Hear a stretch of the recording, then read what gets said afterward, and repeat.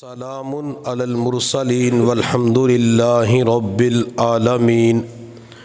اللہم صلی علی سیدنا محمد وعلی آل سیدنا محمد وبارک وسلم۔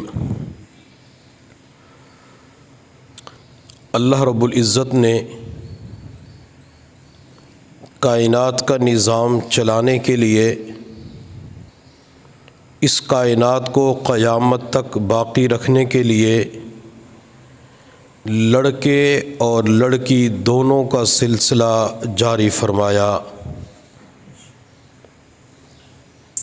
بیٹا اللہ کی نعمت ہے اور بیٹی اللہ کی رحمت اور نعمت دونوں ہیں۔ معاشرے کے اندر جب بچہ پیدا ہوتا ہے تو خوشیاں منائی جاتی ہیں، مبارکباد پیش کی جاتی ہے، قبول کی جاتی ہے، مٹھائیاں تقسیم کی جاتی ہیں، عقیقے کا پروگرام کیا جاتا ہے، ایک دوسرے کو فون کر کے بتایا جاتا ہے، میسج کیے جاتے ہیں، اعزا اقربا گھر میں آتے ہیں تو ایک جشن کا سما ہوتا ہے۔ اگر گھر کے اندر لڑکی پیدا ہو جائے تو دین سے ناواقفیت کی بنا پر لڑکی کو قبول کرنے کے لیے تیار نہیں ہوتے۔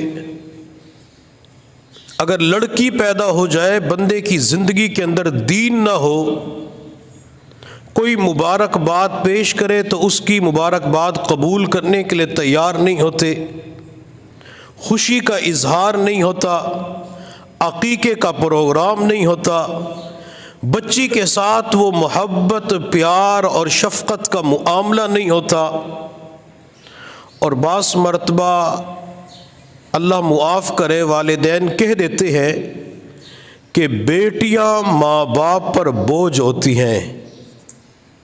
تو بات سمجھ لیں کہ کوئی بھی بیٹی اپنے ماں باپ کے اوپر بوجھ نہیں ہوتی۔ بیٹی ایک ہے یا کئی بیٹیاں ہیں، وہ اپنے ماں باپ کے لیے رحمت کا ذریعہ ہوتی ہیں۔ شریعت مطہرہ نے تو یہاں تک کہا اگر گھر کے اندر بیٹی پیدا ہو جائے تو اللہ تعالی رحمت کا دروازہ کھول دیتے ہیں۔ گھر کے اندر بچی پیدا ہو جاتی ہے تو یہی بچی قیامت کے دن ماں باپ کو جنت کے اندر لے جانے کا ذریعہ ثابت ہوگی۔ اور یہ جو ہمارے نوجوانوں کے اندر ایک سوچ پائی جاتی ہے کہ مجھے سب سے پہلے بیٹا چاہیے، اس سوچ کو ختم کرنا چاہیے۔ تمنا، چاہت اور چیز ہے، لیکن ایک ہی چیز کے بارے میں ضد کرنا کہ مجھے تو یہی چاہیے، یہ تو زمانے جاہلیت کے لوگوں کی سوچ ہے۔ بلکہ حضور صلی اللہ علیہ وسلم نے تو دعا دی کہ سب سے برکتوں والا اس خاتون کا وہ پیٹ ہے جس پیٹ سے سب سے پہلے بچی پیدا ہوتی ہے۔ اگر کسی عورت کی ہاں سب سے پہلے بیٹی پیدا ہوتی ہے، وہ پیٹ تو برکتوں والا اور مبارک بن گیا۔ تو لہٰذا جس طرح بچوں کی ولادت کے اوپر خوشی منائی جاتی ہے تو بیٹیوں کی ولادت کے اوپر خوشی کا اظہار کیا جائے۔ جس طرح بچوں کی ولادت پر عقیقے کا اہتمام ہوتا ہے تو بیٹی کی ولادت پر بھی عقیقے کا پروگرام کیا جائے۔ جب کوئی بندہ بچی کی ولادت پر خوشی کا اظہار کرتا ہے تو اللہ بھی اس بندے کو اپنی محبت عطا فرما دیتی ہے۔ ایک حدیث کے اندر آپ صلی اللہ علیہ وسلم نے ارشاد فرمایا، جب کسی کے ہاں لڑکی پیدا ہوتی ہے تو ایک فرشتہ اس عورت کے قریب آ کے کہتا ہے جس کے پیٹ سے بچی پیدا ہوئی کہ اللہ تعالیٰ نے ایک کمزور جان سے کمزور جان کو پیدا کیا ہے، عورت بھی کمزور، بچی بھی کمزور۔ اللہ نے انسانیت کے بارے میں فرمایا، اللہ الذی خلقکم من ضعف، کہ میں نے سب کو کمزور پیدا کیا ہے۔ خلق الانسان ضعیفا، انسان کو کمزور پیدا کیا گیا، انسان بھی کمزور، عورت بھی کمزور۔ اور جب کوئی عورت 9 مہینے حمل کے گزارتی ہے تو جسم کے اندر بہت زیادہ کمزوری آ چکی ہوتی ہے، تو اللہ اس کمزور جان سے ایک کمزور جان کو پیدا کرتے ہیں۔ فرشتہ بچی کی پیدائش کے موقع پہ یہی آ کے کہتا ہے، پھر فرشتہ اس عورت کے قریب آ کے کہتا ہے اللہ نے تجھے بیٹی عطا کی ہے اور اللہ نے مجھے تیری اور اس بچی کی حفاظت کے لیے متعین کر دیا ہے، اب تیری اور بچی کی مدد کرنا میرے ذمہ اللہ نے لگا دیا ہے۔ تو فرشتہ آ کے مبارکباد بھی دیتا ہے، فرشتہ بچی کی بھی حفاظت کرتا ہے، فرشتہ بچی کی ماں کی بھی حفاظت کرتا ہے۔ تو بیٹیاں ماں باپ کے اوپر بوجھ نہیں ہوتی بلکہ رحمتوں کا ذریعہ ہوتی ہے۔ آج ہر بندہ یہ چاہتا ہے کہ قیامت کے دن جب میں حضور صلی اللہ علیہ وسلم کے پاس جاؤں تو مجھے پیغمبر کے قدموں میں جگہ نصیب ہو جائے، مجھے نبی علیہ الصلوۃ والسلام کا قرب نصیب ہو جائے، میں آپ علیہ الصلوۃ والسلام کے قریب ہو جاؤں، مجھے آپ کی رفاقت نصیب ہو جائے۔ ہر بندہ اس کی چاہت اور تمنا رکھتا ہے، امیر بھی تمنا رکھتا ہے، غریب بھی تمنا رکھتا ہے، گداگر بادشاہ بھی تمنا رکھتا ہے، عالم جاہل بھی اس کی تمنا رکھتا ہے۔ اب نبی علیہ الصلوۃ والسلام کا قرب کسے نصیب ہوگا؟ نبی علیہ الصلوۃ والسلام کے بالکل قریب کون بندہ ہوگا؟ آپ علیہ الصلوۃ والسلام نے ارشاد فرمایا جس کو اللہ 2 بیٹیاں عطا کرتا ہے وہ ان کے اچھے نام رکھتا ہے، اچھی تربیت کرتا ہے، اچھی جگہ پہ شادی کر دیتا ہے، یہ بچیوں کی اچھی تربیت کرنے والا قیامت کے دن میرے ساتھ ایسے ہوگا جیسے ہاتھ کی 2 انگلیاں آپس میں ملی ہوئی ہوتی ہیں۔ بچیوں کی تربیت پر بندہ نبی علیہ الصلوۃ والسلام کے قریب ہوگا، کتنا بڑا مقام ہے، کتنے اعزاز اور سعادت کی بات ہے کہ بندے کو نبی علیہ الصلوۃ والسلام کے قرب کے اندر جگہ مل جائے۔ آپ علیہ الصلوۃ والسلام کی صحبت میں حضرت ربیعہ بن عامر رضی اللہ تعالی عنہ رات گزارتے تھے، ان کی ابھی شادی نہیں ہوئی تھی، ان کے ذمہ تھا نبی علیہ الصلوۃ والسلام کے لیے پانی کا لوٹا پیش کرنا، جائے نماز بچھانا، مسواک پیش کرنا، یہ تہجد کے وقت خدمت کرتے تھے۔ تو ایک دن حضور صلی اللہ علیہ وسلم نے خوش ہو کے فرمایا ربیعہ جو کچھ مانگنا ہو مجھ سے مانگ لو، جو مانگو گے محمد تجھے ضرور دے گا۔ حضرت ربیعہ بن عامر رضی اللہ تعالی عنہ نے دیکھا کہ دریائے رحمت جوش میں آ چکا ہے، آج نبوت کچھ دینا چاہتی ہے تو آج بڑی چیز مانگ لیتا ہوں۔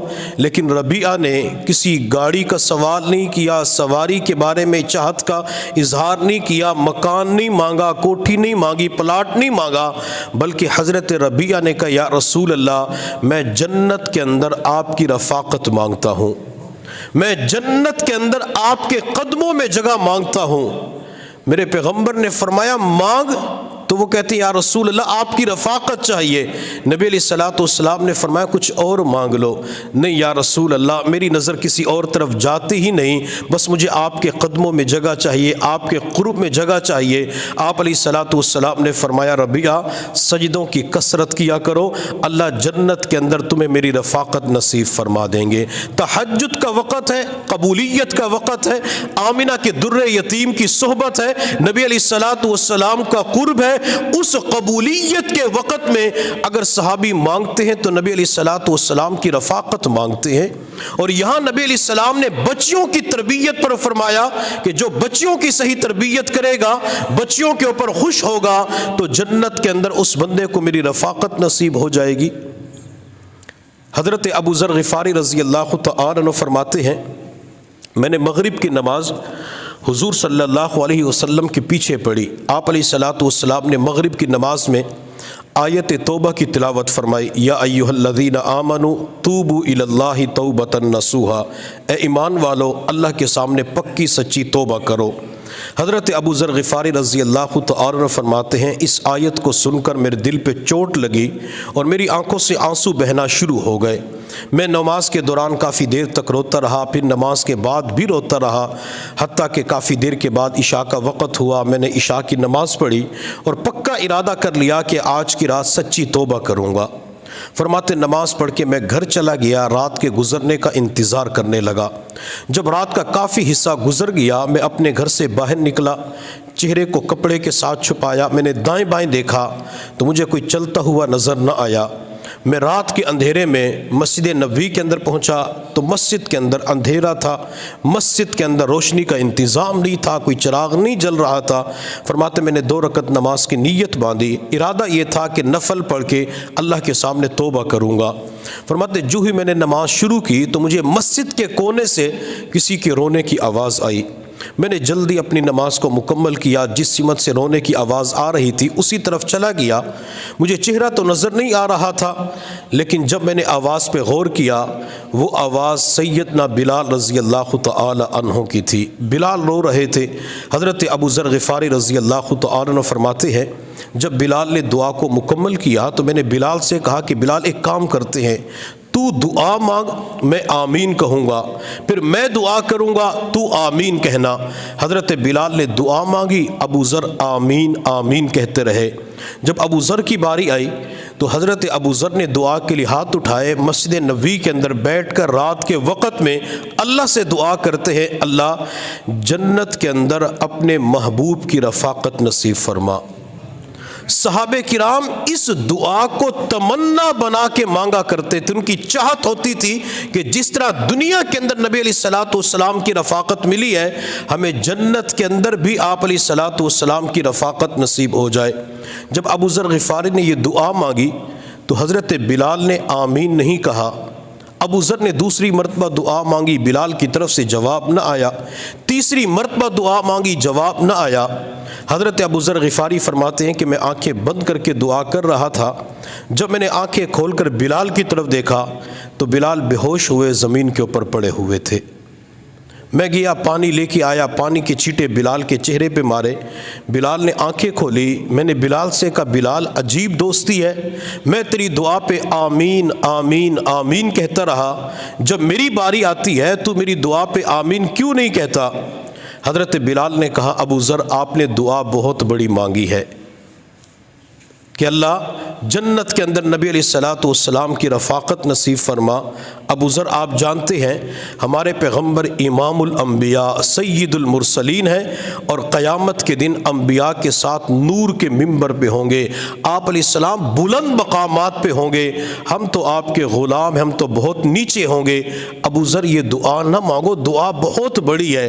حضرت ابو ذر غفاری رضی اللہ تعالی عنہ نے کہا بلال میں تو اللہ کے نبی کے بغیر نہیں رہ سکتا، میں تو جنت کے اندر بھی نبی علیہ الصلوۃ والسلام کے ساتھ رہوں گا۔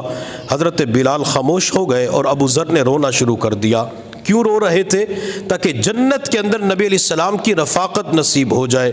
حضرت ابو ذر کے رونے کی آواز بلند ہوئی، نبی علیہ الصلوۃ والسلام حجرے مبارک کے اندر تھے، آپ کے کانوں میں آواز پڑی تو آپ حجرے سے باہر مسجد نبوی کی طرف تشریف لائے۔ میرے پیغمبر نے جو ہی اپنا قدم مبارک مسجد نبوی کے حال میں رکھا، میرے پیغمبر کے چہرے انور کی نور کی شعائیں جب مسجد نبوی کے حال پہ پڑی تو پوری مسجد نبوی کا حال روشن منور معطر ہو گیا۔ ان دونوں حضرات نے کھڑے ہو کر استقبال کیا۔ میرے محبوب صلی اللہ علیہ وسلم کی نظر ابو ذر کی آنکھوں پہ پڑی، آنکھوں سے آنسو بہہ رہے تھے۔ آپ علیہ الصلوۃ والسلام نے فرمایا ابو ذر کیوں رو رہے ہو؟ یا رسول اللہ میں آپ کی محبت میں، آپ کے عشق میں، آپ کی رفاقت کی دعا مانگ رہا تھا، لیکن بلال کی طرف سے آمین کا جواب نہ آیا۔ میرے پیغمبر نے فرمایا اسی وجہ سے رو رہے تھے؟ جی اللہ کے نبی۔ میرے پیغمبر نے فرمایا ابو ذر چل دعا کے لیے ہاتھ اٹھا، دعا تو کرے گا، نبوت آمین کہے گی۔ حضرت ابو ذر حیران ہو کر کہتے یا رسول اللہ آپ آمین کہیں گے؟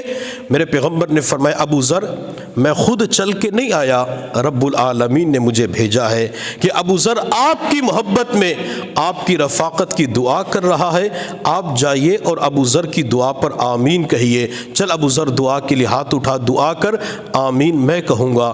حضرت ابو ذر نے دعا کے لیے ہاتھ اٹھائے اور دعا کے لیے ہاتھ اٹھانے کے بعد ایک ہی دعا مانگی، اللہ جب آپ نے مسجد نبوی کے اندر دنیا میں محبوب کے ساتھ اکٹھا کر دیا، قدموں میں بٹھا دیا، اللہ جنت کے اندر محبوب کے قدموں میں جگہ عطا فرما دینا، محبوب کی رفاقت نصیب فرما دینا۔ میرے پیغمبر نے فرمایا آمین۔ حضرت ابو ذر نے اپنی دعا کو وہیں پہ ختم کر دیا۔ میرے محبوب صلی اللہ علیہ وسلم نے ابو ذر اور بلال کی طرف دیکھ کے فرمایا دونوں خوش ہو جاؤ، اللہ نے آج کی رات تمہاری توبہ کو قبول فرما لیا۔ حضرت ابو ذر جلدی سے بول پڑے یا رسول اللہ، کیا جنت کے اندر آپ کی رفاقت ملے گی، آپ کے قدموں میں جگہ ملے گی، آپ کے قرب کے اندر جگہ ملے گی، آپ کے پڑوس کے اندر جگہ ملے گی؟ میرے محبوب صلی اللہ علیہ وسلم نے ارشاد فرمایا ابو ذر خوش ہو جا، جب قیامت کے دن میں جنت کی طرف جاؤں گا میرے دائیں طرف بلال ہوگا اور بائیں طرف ابو ذر تو ہوگا۔ حضرت ابو ذر نے رفاقت نبی کی دعا مانگی، نبی علیہ السلام نے آمین کہی۔ حضرت ابو ذر کی کتنی بڑی چاہت اور تمنا دعا تھی کہ نبی علیہ السلام کی رفاقت نصیب ہو جائے، لیکن آج کے امتی کے اوپر نبی علیہ السلام نے کتنا بڑا احسان کیا، نبی علیہ السلام نے کتنی بڑی شفقت فرمائی۔ میرے امتی تیری چاہت بھی ہوگی کہ قیامت کے دن مجھے اپنے پیغمبر کے قدموں میں جگہ نصیب ہو جائے، مجھے اپنے پیغمبر کے قرب کے اندر جگہ مل جائے۔ میرے امتی اپنی بیٹیوں کی اچھی تربیت کر لینا، اپنی بیٹیوں کی پیدائش کے اوپر خوش ہو جانا، بیٹیوں کے ساتھ حسن سلوک کا معاملہ کرنا، بیٹیوں کے ساتھ اچھائی کرنا تیرا کام ہے، اور جنت کے اندر میری رفاقت عطا کرنا رب ذوالجلال کا کام ہے۔ اللہ بیٹیوں کی تربیت کے اوپر ماں باپ کو یہ انعام عطا فرماتے ہیں، تو بیٹیاں ماں باپ کے اوپر بوجھ نہیں ہوتی، بلکہ بیٹیوں کی وجہ سے نبی علیہ السلام کے قرب کے اندر جگہ ملے گی۔ اب آپ علیہ السلام نے جب بیٹیوں کا تذکرہ کیا تو میرے پیغمبر نے 2 انگلیوں کو ساتھ ملایا، تو اللہ کے نبی نے یوں بتا دیا کہ پیغمبر کے بالکل قریب کے اندر میرے امتی کو جگہ ملے گی، نبی علیہ السلام کے ساتھ بیٹھنا نصیب ہوگا۔ اگر آج کوئی مرید اپنے شیخ کے قریب ہو جائے، اس کے گھٹنے شیخ کے گھٹنے کے ساتھ مل جائے، تو اپنے آپ کو کتنا بڑا سمجھتا ہے، اعزاز کی بات ہے۔ اگر شاگرد استاد کے قریب ہو جائے کہ آج استاد نے اتنی محبتیں دی، مجھے اپنے قریب کر لیا، تو یہ امتی کتنا بڑا خوش نصیب ہوگا، اسے جنت کے اندر نبی علیہ السلام کے ساتھ جگہ ملے گی، آپ اسے اپنے قریب کریں گے۔ اور یہ کس وجہ سے ملے گا؟ اپنی بیٹیوں کی اچھی تربیت پر اور بیٹیوں کی ولادت پر خوشی کی وجہ سے۔ حضور صلی اللہ علیہ وسلم نے خواتین کے لیے ہفتے کے اندر بیان کے لیے ایک دن متعین فرمایا۔ حضرات صحابیات نبی علیہ السلام کی خدمت میں حاضر ہوئی اور عرض کہ یا رسول اللہ، ساری برکات مرد سمیٹ کے لے گئے، وہ جہاد میں جاتے ہیں، آپ کی صحبت میں بیٹھتے ہیں، ہم خواتین تو محروم ہو جاتی ہیں۔ تو آپ علیہ السلام نے خواتین کے لیے ہفتے کے اندر ایک دن متعین فرمایا کہ ہفتے کے اندر ایک دن خواتین کے لیے واعظ و نصیحت ہوگی۔ خواتین جمع ہوئی تو آپ علیہ السلام نے واعظ فرمایا۔ اس واعظ کے اندر ارشاد فرمایا اگر اللہ کسی عورت کو 3 بیٹیاں عطا کرتا ہے، وہ تینوں بچیاں یا بچے بچپن کے اندر فوت ہو جاتے ہیں، تو یہ بچے قیامت کے دن اپنے ماں باپ کو جنت کی طرف لے کے جائیں گے۔ آپ علیہ السلام نے فرمایا اگر کسی کو اللہ 2 بیٹیاں عطا فرماتے، بچپن کے اندر فوت ہو جاتی ہے، یہ بچیاں قیامت کے دن ماں باپ کو جنت کی طرف لے کے جائیں گی۔ کسی اور موقع پہ کسی صحابی نے عرض کیا یا رسول اللہ، اگر کسی کی ایک ہی بیٹی بچپن کے اندر فوت ہو جائے، کیا وہ بھی ماں باپ کو جنت کی طرف لے کے جائے گی؟ میرے محبوب صلی اللہ علیہ وسلم نے فرمایا جی ہاں، اگر کسی کی بچپن کے اندر ایک بیٹی فوت ہو جاتی ہے، وہ بھی قیامت کے دن اپنے ماں باپ کو جنت کی طرف لے کے جائے گی۔ بیٹیاں تو ماں باپ کی نجات کا ذریعہ بنے گی، بیٹیوں کی وجہ سے اللہ ماں باپ کے اوپر جنت کے دروازے کھول دیں گے۔ ایک بندے کے بارے میں پڑھا، اسے اللہ نے 7 بیٹیاں عطا فرمائی۔ جب 8ویں مرتبہ بیوی کو امید لگی تو اپنی بیوی سے کہنے لگا اس مرتبہ مجھے بیٹا چاہیے، اگر بیٹی پیدا ہو گئی تو منحوس عورت ہے، میرے گھر سے نکل نکل جانا، میں تجھے اپنے پاس نہیں رکھوں گا۔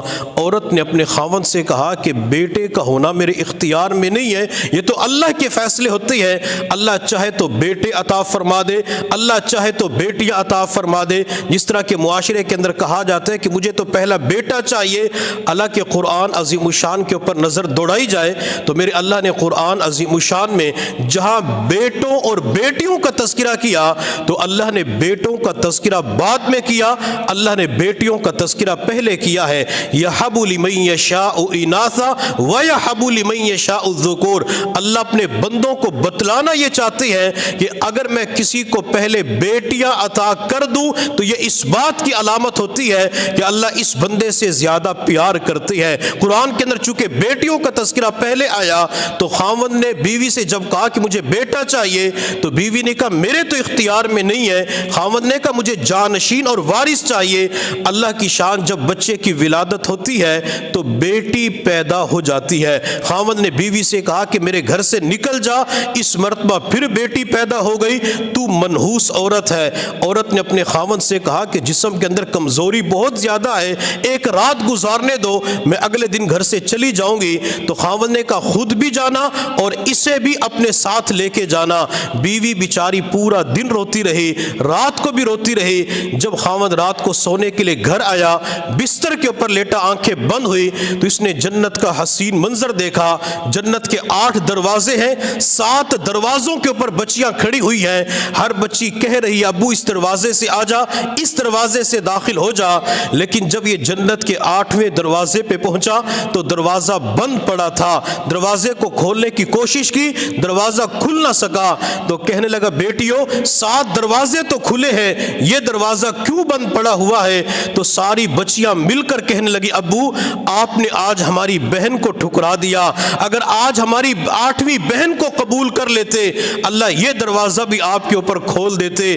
بندے کی آنکھ کھلی، اپنے بستر سے اٹھا، بیوی ساتھ والے کمرے کے اندر رو رہی تھی، بیوی کے قریب گیا، بیوی کی گود کے اندر معصوم بچی تھی، بیوی کی آنکھ میں آنسو تھے، خامد نے زبردستی بچی کو اٹھایا، بیوی منت سماجت کرنے لگی خدا کے لیے بچی کو کچھ نہ کہنا، میں بچی کو لے کر صبح سویرے یہاں سے چلی جاؤں گی۔ تو خامد بچی کو پیار کرنا شروع کر دیتا ہے، کبھی رخسار کے بوسے لیتا ہے، کبھی ہونٹوں کو چومتا ہے، کبھی پیشانی کے بوسے لیتا ہے۔ بیوی نے پوچھا دن کو تو کہہ رہے تھے کہ نکل جا، اب اتنی محبت کا معاملہ کیوں کر رہے ہو؟ تو خاوند اپنی بیوی سے کہنے لگا یہی تو وہ بیٹی ہے جس کی وجہ سے اللہ تعالی نے مجھے جنت عطا کرنی ہے۔ بیٹیوں کی وجہ سے تو اللہ نے جنت دینی ہے، لیکن آپ حضرات نے چند دن پہلے سنا ہوگا، دیکھا ہوگا کہ ظالم باپ کے ہاں سب سے پہلے بیٹی پیدا ہوتی ہے۔ جب نرس ہسپتال کے اندر اس بچی کو باپ کے ہاتھوں میں پکڑاتی ہے تو باپ اسے پٹخ کے دے مارتا ہے اور کہتا ہے مجھے تو بیٹا چاہیے، مجھے بیٹی نہیں چاہیے۔ اور پھر وہ بچی 7 دن کی ہوتی ہے، 7 دن کی معصوم بچی جس کے جسم کے اندر 5 گولیاں اتار دی گئی۔ اس بچی کے لیے تو ایک ہی گولی کافی تھی، ایک گولی بھی کافی نہیں تھی، اگر انگوٹھا رکھتا تو چند لمحوں کے اندر وہ بچی دنیا سے چلی جاتی۔ اس معصوم بچی کے سینے میں 5 گولیاں اتار دی گئی۔ جب میں تصورات کی دنیا میں اس بچی کو دیکھتا ہوں، محشر کا میدان ہوگا، پوری انسانیت کھڑی ہوگی، یہ بچی اللہ کی بارگاہ میں انسانیت کی طرف دیکھ کے کہے گی بِأَيِّ ذَنْبٍ قُتِلَتْ، اللہ میرا جرم کیا تھا، اللہ میرا قصور کیا تھا، اللہ میں نے کون سی غلطی کی تھی جس غلطی کی سزا مجھے گولیوں کی صورت میں دی گئی ہے، اللہ میرا کون سا قصور تھا جس قصور کی سزا مجھے گولیوں کی صورت میں دی گئی، اللہ مجھے خون کے اندر نہلا دیا گیا، اللہ میں تو ماں کے پیٹ سے دنیا کے اندر گئی، اللہ جب میں ماں کے پیٹ میں تھی اللہ اس وقت بھی آپ نے ماں کی مغفرت کر دی، اللہ دنیا کے اندر گئی لیکن دنیا والوں نے مجھے قبول نہ کیا، اللہ آپ ان سے پوچھے تو صحیح میرا قصور کیا تھا۔ اس وقت انسانیت کے پاس جواب نہیں ہوگا، ظالم باپ کے پاس بھی جواب نہیں ہوگا، کیونکہ بیٹی تو اللہ کی رحمت ہوتی ہے۔ بیٹیوں کو کبھی بھی بوجھ نہیں سمجھنا چاہیے، بیٹیوں کو اللہ کی رحمت سمجھ کے قبول کرنا چاہیے۔ میرے محبوب صلی اللہ علیہ وسلم کے دور سے پہلے جو زمانے جہلیت کے لوگوں کی سوچ تھی، آج اسی کو ایک مرتبہ پھر دہرایا گیا ہے۔ ہم پہلے کتابوں کے اندر پڑھتے تھے، سنتے تھے، لیکن اس دور کے اندر ہم نے کھلی آنکھوں کے ساتھ دیکھ لیا۔ ہم یہ کہہ سکتے ہیں کہ زمانہ جاہلیت کے لوگوں کے اندر وہ زمانہ جاہلیت کے لوگوں کی سوچ اس دور کے لوگوں کے اندر بھی پائی جاتی ہے۔ میرے محبوب صلی اللہ علیہ وسلم ایک جگہ تشریف فرما تھے، ایک شخص آیا، یا رسول اللہ میں نے بہت بڑا گناہ کیا ہے، کیا میرا گناہ معاف ہو سکتا ہے؟ آپ علیہ الصلوۃ والسلام نے فرمایا اگر تو اسلام قبول کر لے تو اللہ تیرے اس گناہ کو معاف کر دیں گے۔ کہنے لگا یا رسول اللہ میں نے بہت بڑا گناہ کیا ہے۔ آپ علیہ الصلوۃ والسلام نے فرمایا اپنا گناہ تو بتلا، تیرا گناہ ہے کیا؟ وہ شخص کہنے لگا یا رسول اللہ آپ ابھی دنیا میں تشریف نہیں لائے تھے، میری بیوی امید سے تھی اور میں تجارت کے لیے فلاں ملک کی طرف جا رہا تھا۔ میں نے بیوی سے کہا بیٹا پیدا ہو جائے تو زندہ رکھ لینا، بیٹی پیدا ہو جائے تو زندہ درگور کر دینا، بیٹی کو دفن کر دینا، بیٹی کو اپنے پاس نہ رکھنا۔ بلکہ میں رات ایک کتاب کے اندر پڑھ رہا تھا، زمانے جاہلیت کے اندر بیٹی کی پیدائش کے بعد اسے زندہ درگور کر دیا جاتا تھا۔ اگر بیوی سامنے آ کر خاوند سے کہتی کہ بچی کو دفن نہیں کرنا تو اس بچی کو 3 سال کی عمر میں بھیڑ اور بکری کی کھال پہنا کر بکریوں کے چرانے پر لگا دیا جاتا تھا کہ اب تو نے پوری زندگی بکریاں چرانی ہے۔ انسانی لباس بھی اسے نہیں پہنایا جاتا تھا، بکری اور بھیڑ کا لباس اسے پہنایا جاتا تھا۔ کیوں؟ بچی پیدا ہو گئی ہے۔ تو وہ شخص کہنے لگا یا رسول اللہ میں بیوی کو کہہ کے چلا گیا، جب میں سفر سے واپس آیا تو میرے گھر کے اندر ایک معصوم بچی تھی جو کھیل رہی تھی، کچھ بڑی ہو چکی تھی، اس کی عادتیں مجھے خوش کر رہی تھی۔ میں نے بیوی سے رات کے وقت پوچھا کہ یہ بچی کون ہے؟ تو بیوی نے کہا کہ یہ میری بیٹی ہے، آپ کی بیٹی ہے۔ جب بیٹی پیدا ہوئی آپ نے مجھے کہا تھا کہ اس کو ختم کر دینا۔ میں اس وقت سوچنے لگی اگر میں نے اس کو ختم کر دیا تو میں کس کے ساتھ زندگی گزاروں گی؟ میں نے اس کو اپنے پاس رکھا۔ آپ دیکھیں کتنی پیاری ہے، کتنی خوبصورت ہے، اس کی عادتیں کتنا بندے کو متاثر کرتی ہیں۔ وہ شخص کہنے لگا یا رسول اللہ جب مجھے پتا چلا کہ میری بیٹی ہے تو پھر مجھے پوری رات نیند نہ آئی۔ میں سوچنے لگا کہ جب صبح سویرے ابو جہل کے پاس جاؤں گا، فلاں سردار کے پاس جاؤں گا تو جا کے کیا جواب دوں گا؟ وہ کہیں گے تیرے گھر بچی پیدا ہو چکی ہے، کل بچی جوان ہوگی، کل کوئی تیرا داماد بنے گا تو اس کا سسر بنے گا، اپنی بیٹی اس کے حوالے کرے گا۔ یا رسول اللہ مجھے پوری رات نیند نہ آئی۔ جب صبح سویرے کا وقت ہوا میں نے بیوی سے کہا کہ بچی کو تیار کرو، اس کے ماموں کے گھر لے کے جانا ہے۔ بیوی نے بچی کو تیار کیا، میں بچی کو لے کے جنگل کی طرف چل پڑا۔ بچی پورے راستے پوچھ رہی تھی ابو ماموں کی طرف لے کے جانا ہے؟ تو میں نے کہا ماموں کے گھر لے کے جاؤں گا، فلاں سے ملنا، فلاں سے ملنا۔ یا رسول اللہ میں جنگل کے اندر پہنچا، جنگل کے اندر میں نے گڑھا کھودنا شروع کر دیا۔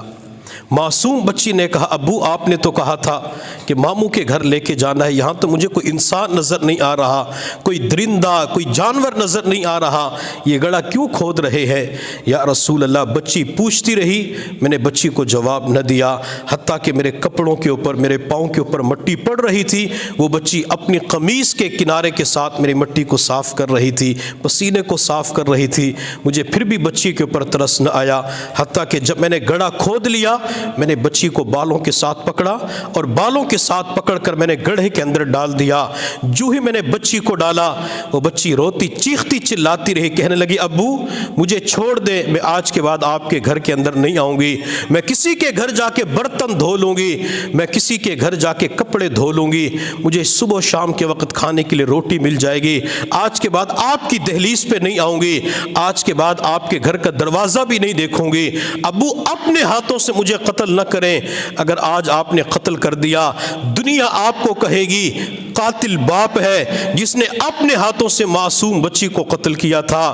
وہ شخص کہنے لگا یا رسول اللہ بچی کی باتوں کو سن کے مجھے ترس نہ آیا، میرے اوپر تو بچی کو قتل کرنے کا بھوت سوار تھا، میں نے پتھر اٹھایا، پتھر اٹھا کے بچی کے سر پہ دے مارا، بچی کی آواز ہمیشہ ہمیشہ کے لیے بند ہو گئی۔ جب اس شخص نے پورا قصہ سنایا تو میرے پیغمبر صلی اللہ علیہ وسلم کی آنکھوں سے اتنے آنسو بہے آپ کی داڑھی مبارک تر ہو چکی تھی۔ آپ علیہ الصلوۃ والسلام کافی دیر تک روتے رہے۔ آپ علیہ الصلوۃ والسلام نے اس موقع پہ فرمایا کہ یہ تو دل کی سختی ہے، جو اللہ کے بندوں پہ رحم نہیں کرتا اللہ بھی اس پہ رحم نہیں کرتا۔ تجھے تو معصوم کے اوپر ترس کھانا چاہیے تھا، تجھے معصوم کے اوپر رحم کرنا چاہیے تھا، اللہ تیرے اوپر ترس کھاتے، اللہ تیرے اوپر رحم کرتے۔ پھر میرے پیغمبر نے فرمایا اگر تو ایمان قبول کر لے اللہ تیرے اس گناہ کو بھی معاف فرما دیں گے، لیکن ایمان قبول کرنے کے بعد آج کے بعد تو نے میرے سامنے نہیں بیٹھنا بلکہ میرے پیچھے بیٹھنا ہے۔ جب تو میرے سامنے آئے گا مجھے تیری معصوم بچی یاد آ جائے گی۔ زمانے جہلیت کے اندر لوگوں نے یہ کام کیا، ان لوگوں کے پاس ایمان نہیں تھا، ایمان کی دولت نہیں تھی، اور یہاں تو ایمان کی دولت ہوتے ہوئے 7 دن کی معصوم بچی کے ساتھ یہ ظلم کیا گیا، 7 دن کی معصوم بچی کو ختم کر دیا گیا۔ ہمیں چاہیے کہ ہم بیٹیوں کے ساتھ محبتوں کا معاملہ کریں، اپنی بیٹیوں کو پیار دیا کریں۔ بعض مرتبہ بچیاں پوچھ لیتی ہیں، جس دن یہ واقعہ پیش آیا تو اس دن مجھے کسی بچی نے کہا، کسی خاتون نے سوال کیا کہ حضرت بیٹیاں ماں باپ کے اوپر بوجھ کیوں ہوتی ہے؟ ساتھ اس کے یہ تصاویر بھی تھی۔ میرے پاس اس سوال کا جواب نہیں تھا۔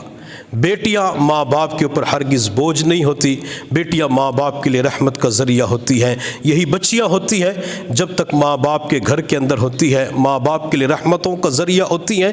اور نبی علیہ الصلوۃ والسلام کی مبارک زندگی پہ غور کیا جائے تو آپ علیہ الصلوۃ والسلام کو بیٹیوں کے ساتھ کتنا پیار تھا۔ نبی علیہ الصلوۃ والسلام کا سب سے پہلے بیٹا پیدا نہیں ہوا بلکہ سب سے پہلے نبی علیہ الصلوۃ والسلام کی بیٹی پیدا ہوتی ہے، زینب پیدا ہوتی ہے۔ آپ علیہ الصلوۃ والسلام کو میرے اللہ نے 4 بیٹیاں عطا فرمائی، زینب، رقیہ، ام کلثوم اور فاطمہ۔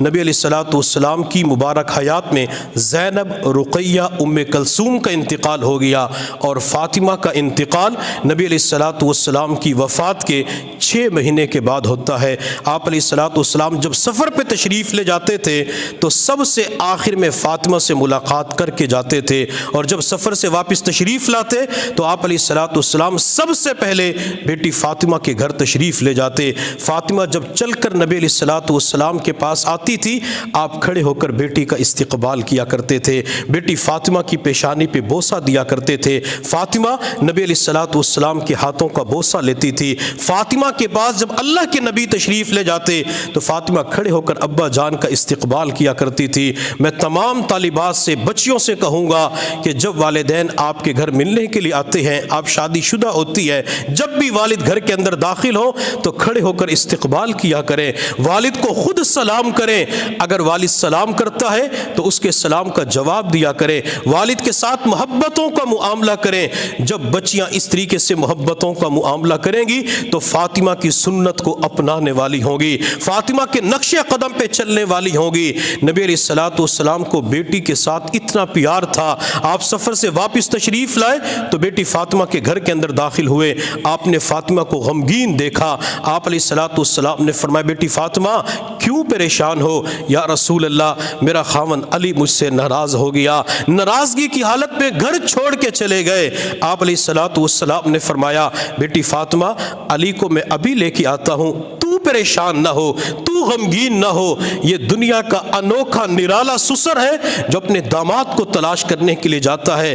میرے پیغمبر علی کو تلاش کرتے کرتے مسجد نبوی کے صحن کے اندر پہنچے، علی ایک چادر تہبند کے طور پہ باندھے ہوئے صحن کے اندر لیٹے ہوئے تھے، جسم پہ مٹی لگی ہوئی تھی۔ آپ علیہ الصلوۃ والسلام نے فرمایا قم یا ابا تراب، او مٹی پہ سونے والے اب تو کھڑا ہو جا، محمد تجھے خود لینے کے لیے آیا ہے۔ حضرت علی اٹھے، آپ نے فرمایا علی تو اپنی بیوی سے ناراض ہو گیا، میں تجھے چھوڑ کے آتا ہوں۔ نبی علیہ السلام کو علی کی فکر نہیں تھی بلکہ پیغمبر کو بیٹی فاطمہ کی فکر تھی کہ بیٹی فاطمہ پریشان ہے۔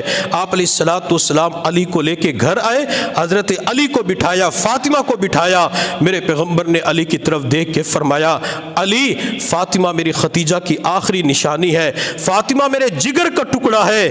علی جب کوئی فاطمہ کا دل دکھاتا ہے یوں سمجھ لو محمد کا دل دکھاتا ہے، علی میری بیٹی فاطمہ کو کبھی تکلیف نہ دینا، علی اگر تو نے فاطمہ کو تکلیف دی، یوں سمجھ لے محمد کے دل کو تکلیف پہنچائی۔ حضرت علی کے سامنے جب نبی علیہ السلام نے فاطمہ کے بارے میں فرمایا، حضرت علی نے ہاتھ جوڑ کے معافی مانگی، یا رسول اللہ میں آج کے بعد فاطمہ کے مزاج کے خلاف کوئی بات نہیں کروں گا۔ نبی علیہ السلام کو اتنا پیار تھا، آپ علیہ السلام ایک مرتبہ گھر سے باہر تشریف لائے، حضرت ابو بکر صدیق، حضرت عمر فاروق، یہ حضرات بھی کہیں موجود تھے۔ نبی علیہ السلام نے فرمایا کہ باہر کیوں ہو؟ یا رسول اللہ بھوک نے گھر سے نکال دیا ہے۔ آپ علیہ السلام ان دونوں کو لے کر ابو ایوب انصاری کے مکان پہ گئے، دستک دی تو اہلیہ نے کہا کہ ابو ایوب تو باغ کی طرف گئے ہوئے ہیں، آپ اندر آ جائیں، میں دروازہ کھول دیتی ہوں۔ آپ حضرات اندر چلے گئے، اس نے دسترخوان بچھایا، تھوڑی دیر کے بعد ابو ایوب انصاری کھجوریں لے کے آئے، کھجوریں دسترخوان پہ رکھی، بکری کو ذبح کیا، گوشت بنایا، سالن بنائی۔ جب سارا سامان تیار ہوا، نبی علیہ السلام کے سامنے آیا تو آپ نے کھانے کی طرف ہاتھ نہیں بڑھایا۔ حضرت ابو ایوب انصاری میزبان تھے، انہوں نے عرض کیا یا رسول اللہ کھانا تناول فرمائے۔ میرے پیغمبر نے فرمایا ابو ایوب آج میری بیٹی فاطمہ کے فاقے کو 5 دن ہو چکے ہیں، 5 دن سے کچھ نہیں کھایا۔ ابو ایوب انصاری میں کھاؤں اور بیٹی کو نہ ملے یہ کیسے ہو سکتا ہے؟ حضرت ابو ایوب انصاری نے کہا یا رسول اللہ میں کچھ کھانا فاطمہ کی طرف بھجوا دیتا ہوں۔ نبی علیہ السلام نے فرمایا ابو ایوب جب تک میری بیٹی فاطمہ نہیں کھائے گی اس وقت تک محمد نہیں کھائے گا۔ حضرت ابو ایوب انصاری نے وہ سامان لیا، فاطمہ کے گھر پہنچایا۔ نبی علیہ السلام تھوڑی دیر کے بعد کھانا تناول فرما کے بیٹی فاطمہ کے گھر تشریف لے گئے۔ آپ علیہ السلام نے فاطمہ کے چہرے کو دیکھا، چہرے کا رنگ پیلا پڑ چکا تھا، زرد ہو چکا تھا، چونکہ کمزوری بھوک کی وجہ سے زیادہ آ چکی تھی۔ آپ علیہ السلام نے بیٹی فاطمہ کی حالت کو دیکھا تو بیٹی فاطمہ سے فرمایا بیٹی فاطمہ تیری جو جائے نماز پڑی ہوئی ہے اپنی جائے نماز کو اٹھا۔ جب فاطمہ نے جائے نماز کو اوپر اٹھایا نیچے سونا بھی پڑا ہوا تھا، چاندی ہیرے جواہرات پڑے ہوئے تھے۔ آپ علیہ السلام نے فرمایا بیٹی فاطمہ چاہے تو سارا سونا اٹھا لو اور اگر چاہو میں آپ کے لیے دعا کر دیتا ہوں، سونا لوگی آخرت کے اندر کچھ نہیں ملے گا۔ فاطمہ نے سونا چاندی کے اوپر مصلی ڈال دیا، عرض کہ یا رسول اللہ مجھے دنیا نہیں چاہیے، مجھے تو آخرت چاہیے، آخرت کے اندر اللہ راضی ہو جائے، آپ بھی راضی ہو جائیں۔ پھر نبی علیہ السلام نے فاطمہ کو دعا دی۔ یوں نبی علیہ السلام فاطمہ سے محبت کیا کرتے تھے۔ آپ علیہ السلام کے پاس ایک مرتبہ فاطمہ آئی لیکن ملاقات نہ ہو سکی، آپ فاطمہ کے گھر تشریف لے گئے۔ آپ علیہ السلام نے فرمایا بیٹی فاطمہ کیسے آنا ہوا؟ یا رسول اللہ گھر کے کام کاج کرتی ہوں تھک جاتی ہوں، غلام مانگنے کے لیے آئی تھی۔ میرے پیغمبر نے فرمایا بیٹی فاطمہ غلام سے بہتر عمل نہ بتا دوں؟ نبی علیہ السلام غلام دے سکتے تھے لیکن بیٹی کے ساتھ اتنا پیار تھا، بیٹی کے ساتھ اتنی محبت تھی کہ بیٹی غلام سے بہتر عمل نہ بتا دوں؟ غلام تو ایک معمولی سی چیز ہے، اس سے بڑھیا اس سے اعلیٰ قسم کی چیز بتلا دوں؟ جی اللہ کے نبی ضرور بتلائیں۔ نبی علیہ السلام کو کتنا بیٹی کا خیال تھا، اعلیٰ چیز دینے کے لیے تیار ہو گئے۔ میرے پیغمبر نے فرمایا بیٹی فاطمہ رات کو سونے سے پہلے 33 مرتبہ سبحان اللہ، 33 مرتبہ الحمدللہ، 34 مرتبہ اللہ اکبر پڑھ لینا، اللہ پورے دن کی تھکاوٹ کو دور فرما دیں گے۔ اور یہ جو بچیاں پیدا ہوتی ہیں گھر کے اندر، چھوٹی معصوم بچی ہوتی ہے، بچیوں کے بارے میں حضور صلی اللہ علیہ وسلم نے ارشاد فرمایا بچی اگر بچپن کے اندر فوت ہو جائے تو ماں باپ کو جنت کی طرف لے کے جائے گی۔ اگر یہ بچی کچھ بڑی ہوتی ہے، کنواری ہوتی ہے، ابھی اس کی شادی نہیں ہوتی، اگر یہ کنوارے پن کی حالت میں فوت ہو جاتی ہے تو حضور صلی اللہ علیہ وسلم نے فرمایا کہ اللہ اس بچی کو قیامت کے دن شہداء کی صف میں کھڑا فرما دیں گے۔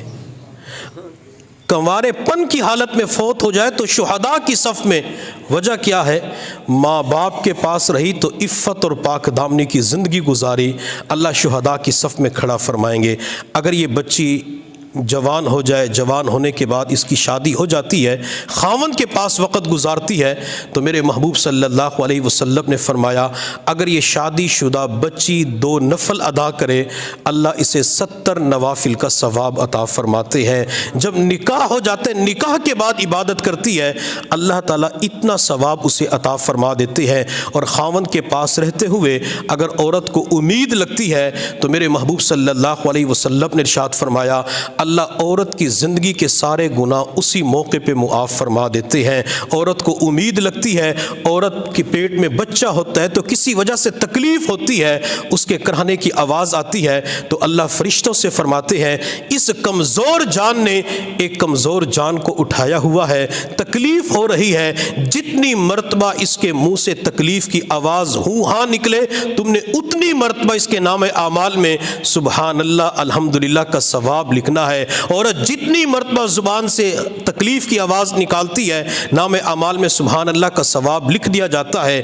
اور جب بچے کی ولادت ہوتی ہے، بچے کی ولادت کے دوران اگر عورت کا انتقال ہو جاتا ہے، میرے محبوب صلی اللہ علیہ وسلم نے ارشاد فرمایا اللہ اس عورت کو قیامت کے دن شہداء کی صف میں کھڑا فرما دیں گے۔ بچہ پیدا ہوتا ہے، زچہ بھی ٹھیک ہے، بچہ بھی ٹھیک ہے، تو ایک فرشتہ اس عورت کے پاس آ کر کہتا ہے اللہ نے تجھے گناہوں سے اس طرح پاک کر دیا جس دن تو ماں کے پیٹ سے پیدا ہوئی تو اس دن پاک تھی۔ وہ کہ بچے کی ولادت پر اللہ عورت کے سارے گناہوں کو معاف فرما دیتے ہیں، عورت گناہوں سے پاک ہو جاتی ہے۔ پھر یہی عورت اپنی اس معصوم بچے کو بچی کو اللہ کا نام سکھاتی ہے، اللہ پھر ماں باپ کے گناہوں کو معاف فرما دیتے ہیں۔ ماں اپنے بچے کو ناظرہ پڑھاتی ہے، اللہ تب بھی ماں باپ کے گناہوں کو معاف فرما دیتے ہیں۔ یہی ماں اپنی بچی کی تربیت کر کے قرآن کی حافظہ بناتی ہے تو اللہ تعالیٰ اس بچی کو کیا مقام عطا فرماتے ہیں۔ قیامت کا دن ہوگا، اللہ حافظہ بچی سے فرمائیں گے یہ تیرے خاندان کے 10 افراد کھڑے ہوئے ہیں، تو جن کی طرف ہاتھ کی انگلی سے اشارہ کرے گی میں تیری سفارش کو قبول کر کے ان 10 بندوں کے اوپر جنت کو واجب کر دوں گا۔ اللہ یہ عورتوں کو مقام عطا فرماتے ہیں، اللہ عورتوں کو عزتیں دیتے ہیں۔ جب اللہ نے عورتوں کو عزتیں دی، اللہ نے عورت کو مقام دیا، تو ہمیں بھی چاہیے کہ عورتوں کے ساتھ حسن سلوک کا معاملہ کریں اور گھروں کے اندر بچیوں کی پیدائش کے اوپر خوشی کا اظہار کیا کریں۔ بلکہ میں تمام حضرات سے گزارش کروں گا اللہ جب کوئی بیٹی عطا فرمائے، پوتی عطا فرمائے، نواسی عطا فرمائے تو ان کی ولادت کے اوپر وہ خوشی کا اظہار کریں جو بچوں کی ولادت کے اوپر خوشی کا اظہار کیا جاتا ہے، بلکہ زیادہ خوشی کا اظہار کریں تاکہ اللہ بھی اپنے بندے سے خوش ہو جائے کہ اس کے ہاں بیٹی پیدا ہوئی، پوتی پیدا ہو گئی، نواسی پیدا ہو گئی، اس نے عقیقہ بھی کیا، اس نے مبارکباد بھی دی، مبارکباد لی بھی ہے، رشتہ داروں کو بتایا، دوستوں کی دعوت کی ہے، اللہ تعالیٰ پھر اس کے اوپر رحمتوں کے دروازے کھول دیتا ہے۔ اور ایک بات اور سمجھ لیں، جس طرح ہم نے سنا ہے کہ اللہ رزق کا انتظام کرتے ہیں، اللہ ہی سارا کچھ کرتے ہیں، جب کوئی دلہن کسی کے گھر میں آتی ہے وہ دلہن گھر کی دہلیز کے اندر بعد میں داخل ہوتی ہے، اللہ اس کا رزق پہلے پہنچا دیتے ہیں۔ اسی طرح جب کوئی بچی دنیا میں آتی ہے اللہ اس کا رزق پہلے پہنچا دیتے ہیں۔ اور بعض بچیاں اتنی نصیبوں والی ہوتی ہے جو ہی ان کی ولادت ہوتی ہے اللہ ساری غربت اور تنگ دستی کو ختم فرما دیتے ہیں، اللہ ہر قسم کی پریشانی کو دور فرما دیتے ہیں۔ بچیاں نصیب والی ہوتی ہے، بچیاں برکتوں والی ہوتی ہے، بچیاں بختوں والی ہوتی ہے۔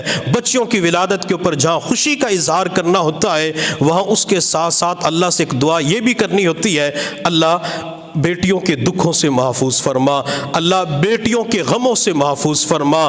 بیٹی جہاں ماں باپ کو جنت کے اندر لے کے جاتی ہے، اس دنیا کے اندر جب بچی کے اوپر دکھ آتے ہیں وہ دکھ ماں باپ ہی سمجھتے ہیں کہ بیٹیوں کے دکھ کتنے بڑے ہوتے ہیں، بیٹیوں کی تکالیف کتنی بڑی ہوتی ہے۔ نبی علیہ الصلوۃ والسلام نے اپنی بیٹیوں کے ساتھ جہاں محبت کا معاملہ کیا، وہاں جب پیغمبر کی بیٹی پہ تکلیف آتی ہے تو پیغمبر کی زبان سے بد دعا نکل جاتی ہے۔ نبی علیہ الصلوۃ والسلام کسی کو بد دعا نہیں دیتے تھے، اپنی ذات کے حوالے سے کسی کو بد دعا نہیں دیتے تھے، اپنے صحابہ کے حوالے سے کسی کو بد دعا نہیں دیتے تھے، ازواج مطہرات کے حوالے سے بد دعا نہیں دیتے تھے۔ حضرت عائشہ صدیقہ کے اوپر تہمت لگی، نبی علیہ الصلوۃ والسلام نے اس موقع پہ بد دعا نہیں دی۔ آپ علیہ الصلوۃ والسلام کی بیٹیوں پہ دکھ آتا ہے تو میرے پیغمبر کی زبان سے بد دعا نکل جاتی ہے۔ میرے پیغمبر کی 2 بیٹیاں رقیہ ام کلثوم، ان کا نکاح ابو لہب کے 2 بیٹوں کے ساتھ ہوا تھا۔ جب سورۃ اللہب نازل ہوئی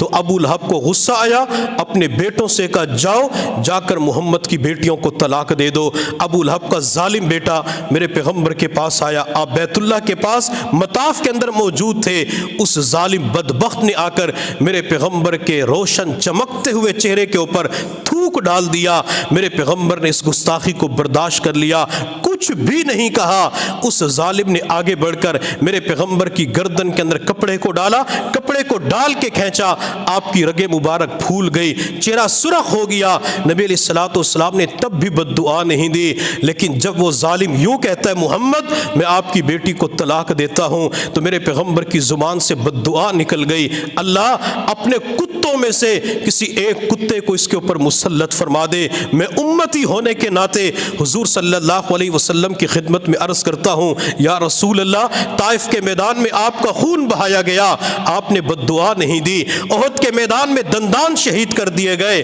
آپ نے بد دعا نہیں دی۔ مکہ کی گلیوں سے گزرتے ہیں، جمیلہ راستے میں کانٹے بچھاتی ہے، آپ بد دعا نہیں دیتے۔ یہاں بد دعا کیوں دیتے ہیں؟ بیت اللہ بھی پاس موجود ہے، بیت اللہ کا دروازہ بھی ہے، مقام ابراہیم بھی ہے، آب زمزم بھی ہے، صفا مروہ بھی ہے، قبولیت والی جگہ ہے۔ یہاں بیٹھ کر اتنی شدید بد دعا اللہ اپنے کسی کتے کو مسلط کر دے، تو میرے پیغمبر صلی اللہ علیہ وسلم نے فرمایا جی ہاں، یہاں میری بیٹی کے اوپر دکھ آ چکا ہے، اور جب محمد کی بیٹی پہ دکھ تکلیف آتی ہے تو محمد برداشت نہیں کر سکتا۔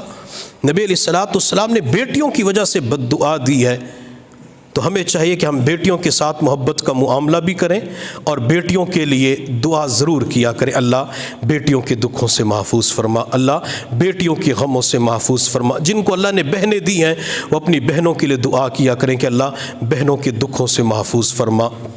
نبی علیہ الصلوۃ والسلام جب تک اس کائنات میں تشریف نہیں لائے تھے تو بچیوں کو زندہ دفن کیا جاتا تھا، لیکن نبی علیہ الصلوۃ والسلام نے جہاں لوگوں کے اور اخلاق سکھائے، آپ نے وہاں پہ بچیوں کی محبت بھی لوگوں کے دلوں کے اندر ڈالی۔ وہ محبت اتنی راسخ ہو گئی، اتنی محبت دلوں کے اندر بیٹھ گئی کہ وہ بچیوں کی تربیت کرنے پر جھگڑا کیا کرتے تھے۔ ایک وقت تو وہ تھا جب بچیوں کو دفن کیا جاتا تھا، جب نبی علیہ الصلوۃ والسلام نے تربیت فرمائی، آپ نے سمجھایا، آپ علیہ الصلوۃ والسلام نے تعلیم دی، تو پھر بچیوں کی تربیت کے اوپر آپ اس کے اندر نزاع کا معاملہ کھڑا کر لیا کرتے تھے۔ آپ علیہ الصلوۃ والسلام عمرۃ القضاء کے لیے جب تشریف لے گئے تو حضرت امیر حمزہ رضی اللہ تعالی عنہ کی چھوٹی بچی دوڑتے ہوئے آئی، چند سال کی معصوم بچی تھی، نبی علیہ الصلوۃ والسلام کے پاس آئی، آپ علیہ الصلوۃ والسلام کی ٹانگوں کے ساتھ چمٹ گئی، آپ علیہ الصلوۃ والسلام سے کہنے لگی میں تو آپ کے ساتھ جاؤں گی۔ نبی علیہ الصلوۃ والسلام نے اس معصوم بچی کو اٹھایا، بچی اٹھا کے فاطمہ کو دے دی، فاطمہ بچی کو سنبھالو۔ حضرت فاطمہ نے بچی کو سنبھالا، فاطمہ بچی کو لے کر مدینہ طیبہ آ گئی۔ جب مدینہ طیبہ کے اندر نبی علیہ الصلوۃ والسلام پہنچے، حضرت علی رضی اللہ تعالی عنہ، حضرت جعفر رضی اللہ تعالی عنہ، حضرت زید بن حارثہ رضی اللہ تعالی عنہ، یہ تینوں حضرات نبی علیہ الصلوۃ والسلام کی خدمت میں حاضر ہوئے، عرض کہ یا رسول اللہ یہ بچی ہمیں دے دے۔ علی کہتے ہیں کہ بچی مجھے دے دیں، جعفر کہتے ہیں بچی مجھے دے دیں، زید کہتے ہیں بچی مجھے دے دیں، یا رسول اللہ میں اس کی تربیت کروں گا، میں اس کو پالوں گا۔ نبی علیہ الصلوۃ والسلام نے جعفر سے فرمایا جعفر تم بچی کیوں لینا چاہتے ہو؟ یا رسول اللہ یہ میرے چچا امیر حمزہ کی بیٹی ہے اور میری بیوی اس بچی کی خالہ لگتی ہے، اسماء بنت امیس اس بچی کی خالہ تھی۔ آپ علیہ الصلوۃ والسلام نے علی سے فرمایا علی تم کیوں لینا چاہتے ہو؟ یا رسول اللہ میرے چچا کی بیٹی ہے تو میں اس کی تربیت کروں گا، اور پھر مکہ سے مدینہ تو ہم ہی لے کے آئے ہیں، یہ فاطمہ کے پاس بچی تھی، لہٰذا تربیت کرنا یہ ہماری ذمہ داری، آپ ہمارے حوالے کریں۔ نبی علیہ الصلوۃ والسلام نے زید بن حارثہ سے فرمایا کہ تم کیوں لینا چاہتے ہو؟ یا رسول اللہ آپ نے مکہ مکرمہ کے اندر جب مواخات کا سلسلہ قائم فرمایا تو امیر حمزہ کو میرا بھائی بنایا تھا، امیر حمزہ میرا بھائی ہے تو یہ میرے بھائی امیر حمزہ کی بیٹی ہے، میرا حق یہ ہے کہ میں اس بچی کی تربیت کروں۔ نبی علیہ الصلوۃ والسلام نے وہ بچی حضرت جعفر کے حوالے کی اور فرمایا کہ خالہ کا درجہ ماں جیسا ہے، خالہ ماں جیسی ہوتی ہے، جیسے سریکی زبان میں خالہ کو ماسی کہتے ہیں، ماں سی ماں جیسی۔ تو نبی علیہ الصلوۃ والسلام نے خالہ کا مقام بتلا دیا۔ آپ علیہ الصلوۃ والسلام نے جب وہ بچی جعفر کو دی تو کتابوں کے اندر لکھا ہوا ہے کہ جعفر ایک پاؤں کے اوپر کھڑے ہو گئے اور نبی علیہ الصلوۃ والسلام کے قریب چکر لگانا شروع کر دیا۔ جیسے ہمارے بچے کھیلتے ہیں نا، وہ فیٹوگرام کیا کہتے ہیں اس کو، فوٹوگرام کے فیٹو، وہ خانے بنا کر پھر ایک پاؤں کے ساتھ اس کے اندر گھومتے، پھر اس کو ڈبہ ہوتا ہے تو اس کو آگے کرتے ہیں پاؤں کے ذریعے، ایک پاؤں کے ذریعے، تو جعفر ایک پاؤں کے اوپر پیغمبر کے قریب گھومنا شروع ہو گئے۔ نبی علیہ الصلوۃ والسلام نے فرمایا جعفر یہ کیا؟ یا رسول اللہ میں حبشہ گیا تھا تو میں نے حبشہ کے اندر یہی دیکھا کہ جب کوئی بندہ کسی حاکم کے سامنے، اپنے بڑے کے سامنے خوشی کا اظہار کرتا تھا تو وہ یہی طریقہ اختیار کیا کرتا تھا۔ کہاں تو بچیوں کو دفن کیا کرتے تھے اور پھر بچیوں کے معاملے کے اندر جھگڑا کریں کہ بچی مجھے ملے، اور جب بچی مل جاتی ہے تو کتنا خوشی کا اظہار کرتے ہیں، جعفر کتنے بڑے ہیں، اور معاملہ وہ تھا جو بچی ہمارے ہاں اختیار کرتی، اتنا خوشی کا اظہار تھا۔ تو یہ نبی علیہ الصلوۃ والسلام نے آ کے لوگوں کے دلوں کے اندر بچیوں کی محبت ڈال دی۔ یہ جو چند دن پہلے 7 دن کی معصوم بچی کو قتل کیا گیا، لگتا یہ ہے کہ اس بندے کے پاس دین کا علم نہیں تھا، اس بندے کے پاس شریعت مطہرہ کا علم نہیں تھا۔ اگر دین کا علم ہوتا کبھی بھی وہ ظالم باپ اس بچی کے ساتھ یہ معاملہ نہ کرتا، وہ تو بچی کو اٹھا کے سینے کے ساتھ لگاتا، الحمدللہ اللہ نے جنتی کلی عطا فرما دی، اللہ نے جنتی پھول دے دیا، اللہ نے آنکھوں کی ٹھنڈک عطا فرما دی، اللہ نے میری نجات کے لیے یہ بچی عطا فرما دی۔ اور جب میں قرآن عظیم الشان کے اوپر نظر دوڑاتا ہوں تو مجھے ایک ماں حضرت حنہ نظر آتی ہے جو اپنی بچی کی ولادت کے اوپر دعائیں کرتی ہوئی نظر آتی ہے۔ بچی ماں کے پیٹ میں تھی تب بھی دعا کرتی ہے، اور جب بچی دنیا میں آتی ہے تب بھی ماں اس کے لیے دعا کرتی ہے۔ حضرت مریم علیہ السلام ماں حنہ کے پیٹ میں تھی تو ماں اس وقت کہتی انی اعیذها بک وذریتها من الشیطان الرجیم۔ جب ماں کے پیٹ میں تھی تو اور دعا تھی انی نذرت لک ما فی بطنی محررا فتقبل منی، اللہ جو کچھ میرے پیٹ میں ہے اللہ میں اس کو آپ کے دین کے لیے وقف کرتی ہوں، اللہ مجھ اس کو قبول فرما لے۔ اللہ کی شان، بیٹے کی بجائے بیٹی پیدا ہو جاتی ہے، لیکن ماں نے اس بچی کو نہیں پھینکا، ماں نے یہ نہیں کہا کہ میں نے تو بیٹے کی نیت کی تھی کہ جو بیٹا ہوگا تو اسے اللہ کے راستے میں قربان کروں گی، بیٹی ہوئی تو بیٹی کو قبول کر لیا۔ پھر ماں اس بچی کے لیے دعا کرتی ہے انی اعیذها بک وذریتها من الشیطان الرجیم، اللہ میں اس بچی کو آپ کی پناہ میں دیتی ہوں شیطان مردود سے، اللہ اس بچی کو بھی وذریتها اور اس کی اولاد کو بھی۔ ماں نے بیٹی کی دعا بھی مانگی اور قیامت تک کے لیے اس کی نسلوں کی دعا بھی مانگی۔ پھر میرے اللہ تعالیٰ نے اس کی دعا کو قبول فرمایا۔ اللہ نے مریم کو کیا مقام عطا فرمایا، مریم کے پیٹ سے جو بچہ ہوتا ہے اللہ اسے نبی بنا دیتے ہیں۔ جب ہم بھی اپنی بچیوں کے لیے ایسے دعا کریں گے اللہ کسی کو نواسا دے گا، کسی کو نواسی دے گا، اللہ ان کو نیک بنا دیں گے۔ کتنی مرتبہ ایسا ہوتا ہے بندہ بچوں پہ محنت کرتا ہے، بچے نیک نہیں بن سکتے، بھتیجا نیک بن جاتا ہے، پوتا نیک بن جاتا ہے، کبھی نواسا نیک بن جاتے تو نواسیاں نیک بن جاتی ہیں۔ دعا کرنا بڑوں کا کام ہوتا ہے، قبول کرنا میرے اللہ کا کام ہوتا ہے۔ اللہ رب العزت کی بارگاہ میں دعا ہے اللہ تعالی ہم سب کو بچیوں کے ساتھ اچھا معاملہ کرنے کی توفیق عطا فرمائے، اللہ محبت پیار کرنے کی توفیق عطا فرمائے۔ وآخر دعوانا ان الحمد للہ رب العالمین۔